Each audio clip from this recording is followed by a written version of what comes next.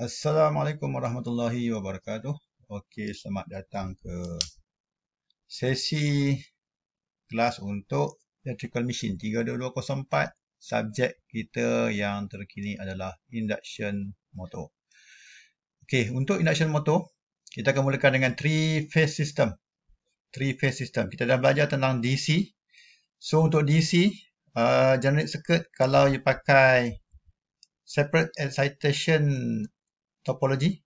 So, kita akan ada RF yang akan menghasilkan medan dan kita ada circuit untuk armature yang akan disambung ke, kalau motor dia akan sambung ke bateri. So, konsep tangan kiri. Tangan kiri, framing. Ibu jari, jari telunjuk, yang ni, ibu jari dan jari hantu, jari tengah. So, untuk motor kita akan supply the machine masuk sebagai I line dan I line, dan juga yang ni dan yang sama adalah I armature. Yang sini kena masuk awal lagi lah, I field. So, kita ada medan tadi, I field menghasilkan medan. Kemudian IA menghasilkan adalah arus yang dibekalkan dalam sistem. So, last kali dia akan produce the force, rotation. So, rotation dekat sini. Dan dia akan rotate. You supply the system, current masuk, keluar sebagai rotation, mechanical, electrical kepada mechanical. Faham tak? Kalau itu DC lah. Kemudian kita ada belajar sebelum ni, AC. AC hanya kita reverse the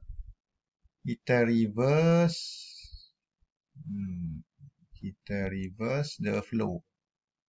So, how to reverse the flow? Kita just reverse daripada mechanical ni, masuk, dia akan keluar sebagai electrical. You rotate the shaft, and rotate the shaft, at the same time, dia ada field yang masuk. Field, flow dia sama lah. So, dia akan keluar sebagai positive and negative punya voltage lah. Current akan ke sana. So, untuk generator, kita akan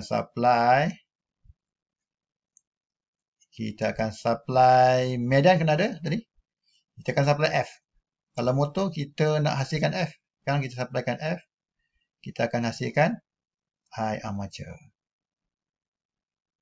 Kalau motor tadi, kita bagi I armature dalam medan yang dah sedia ada ataupun kita dah generate dari sini, kita akan hasilkan F. Okey.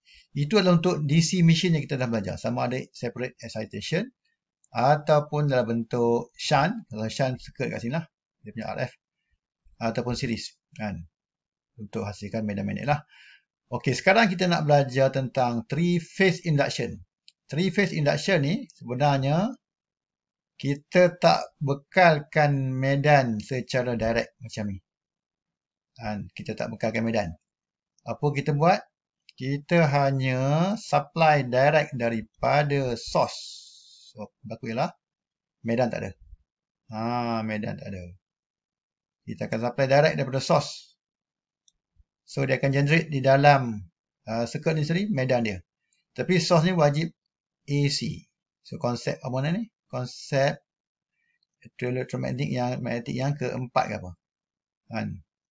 Back and forth of source akan menghasilkan medan magnet dalam circuit.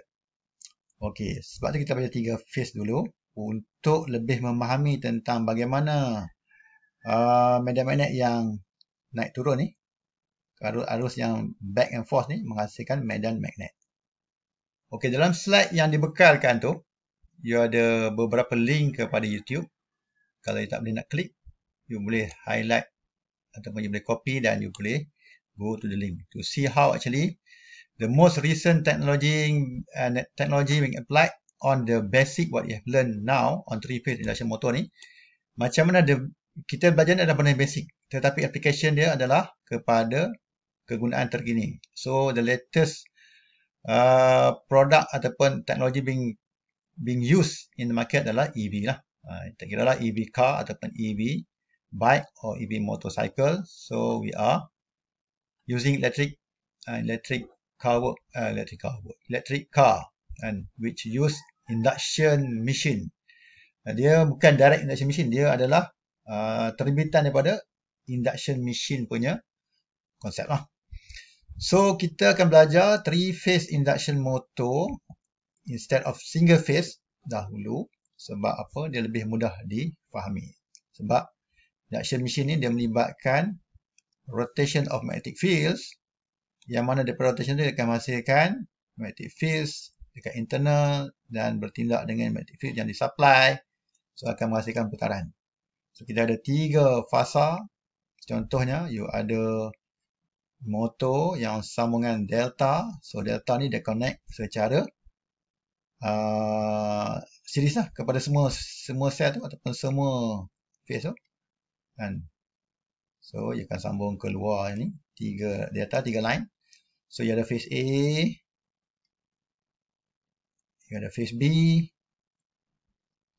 you ada phase C. So bila phase A, B, C ni akan ada supply yang masuk. Supply yang masuk antara 3 phase ni. So dia akan charge the coil first, second, third secara bergilir. So medan magnet akan berputar. Medan magnet akan berputar. So the internal core of your machine dalam ni, yang ni shaft dia keluar. Dalam ni ada construction yang mana putaran medan magnet akan charge the internal medan magnet juga. So dua-dua medan magnet ni akan bertaut. So dia akan follow. Yang luar berputar, coil luar berputar. Coil dalam follow, dia akan juga turut mengequary the rotation of your external rotation of the field.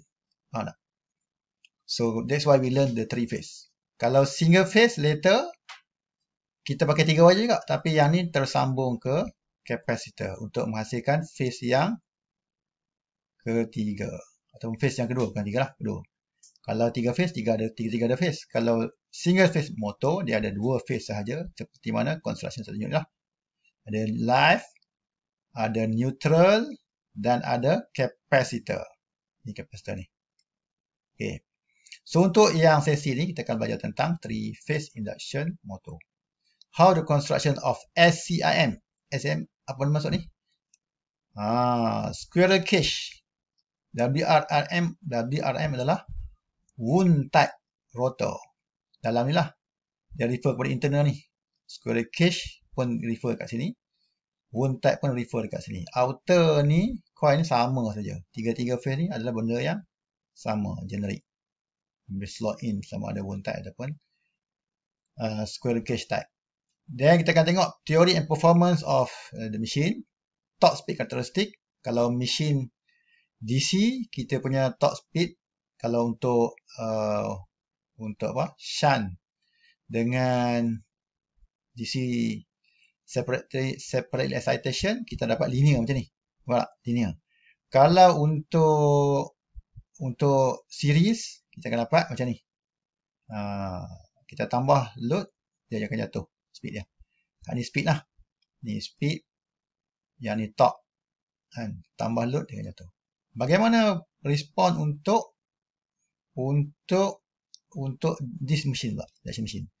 Dan respon untuk machine ni, dia lebih kurang macam ni. Dia akan jatuh dan terus drop. Ni nampak.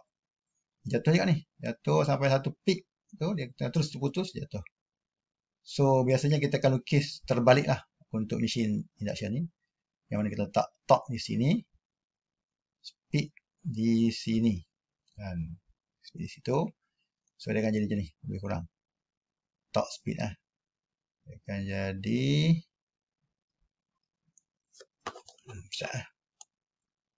dia akan jadi macam ni. Yang ni adalah speed lagi untuk ni. Ni adalah torque. Tahu tak? So speed maximum adalah di sini. Full load speed lah. Speed dekat no load di sini lah. So dia akan jadi curve ni. Curve dia akan jadi macam ni. Nanti kita lebih faham tentang curve ni lah. So maksudnya kalau yang ni speed torque. Kalau motor lain lah. Kalau motor AC kita akan letak torque versus speed in term of how to represent dia punya behavior of the machine. Kemudian kita akan tengok the starting method of 3-phase induction motor. Then how to control the speed. Dan dia punya efficiency, power flow diagram. Sama macam mana you punya DC machine kita belajar lah. Cuma sekarang ni adalah machine induction. So kalau tengok dekat sini, apakah major advantages of IM compared to DC? Mereka adalah lebih orang kata apa, rugged lah. Construction dia tak simplified, simple saja. Dan juga bila dah simple in term of construction, sebab coil dia tak perlukan dia punya internal core tu, ataupun kita ada motor,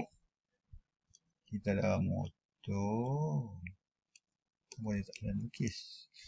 Kita ada motor, kita ada shaft kat tengah tu.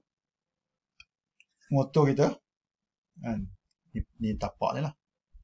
So ni sambung ke dia punya source. Kalau DC, DC. Sekarang kalau AC, AC lah.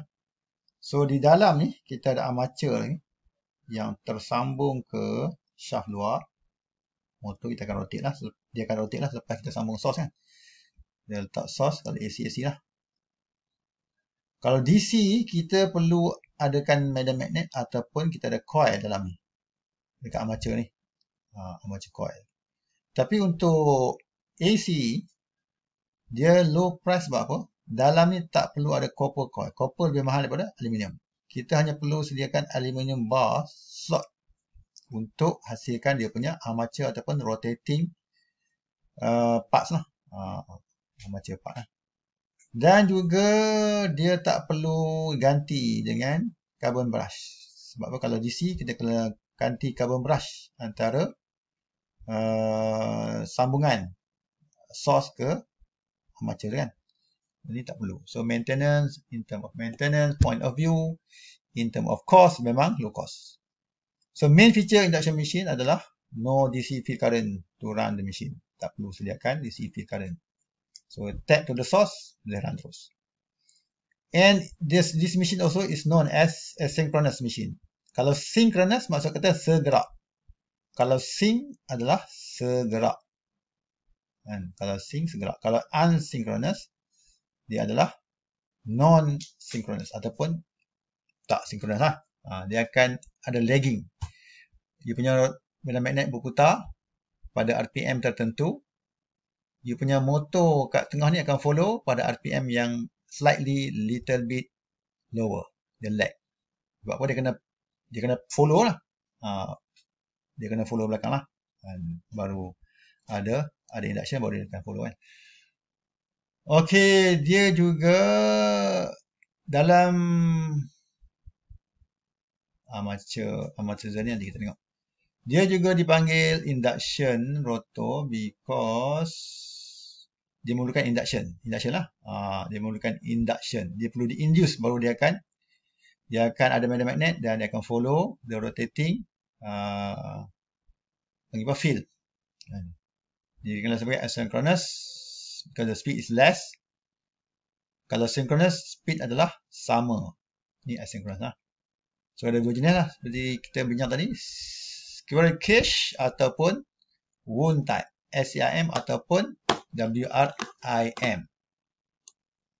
Okey, untuk seterusnya you boleh buka link yang mana ada kat sini ni. Kalau you buka page nanti ada link ni, you boleh tengok dulu macam mana fungsi-fungsi ataupun application of all the machines dekat industri. So ini adalah dia punya mesin yang kita pakai untuk borehole punya drilling. Terowong besar-besar tu kita nak drill, kita pakai this machine lah. So application of induction. 3-phase induction motor. So you buka the link semua-semua ni untuk tengok macam mana dia punya operation. So saya akan bagi masa sebelum you buka slide seterusnya, please go through all the YouTube link. Okay. Thank you very much. Jumpa lagi untuk slide seterusnya lepas you view all the attached link. Terima kasih. Assalamualaikum.